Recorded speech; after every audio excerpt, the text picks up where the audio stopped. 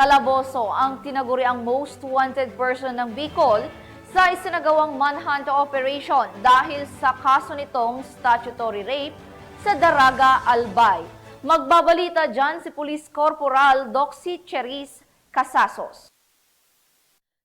Ang isang individual na tinaguri ang most wanted person ng Bicol sa isinagawang manhunt Charlie operation ng Daraga Municipal Police Station sa pamumuno ni Police Lieutenant Colonel Edgar E. Azotea, ang Chief of Police.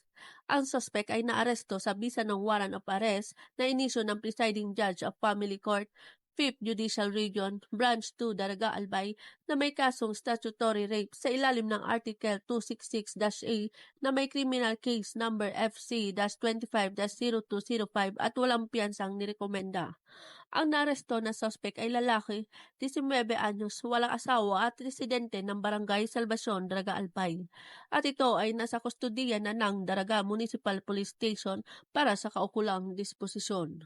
Ito lamang po ay isang nagpapakita na ang ating kababayan o ating mga kabarangay ay talaga pong malaki po ang tiwalang binibigay sa PNP dahil nga po dito madali po silang magbigay sa atin ng impormasyon. Kaya po sa madaling salita po, madali po nating naaresto itong suspect nung makita po nila itong nandyan po sa kanilang barangay.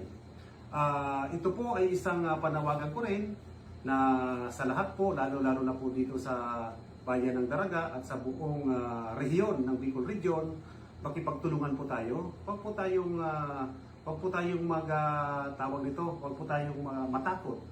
Dahil po kaming kapulisan ay nandiyan po sa inyo.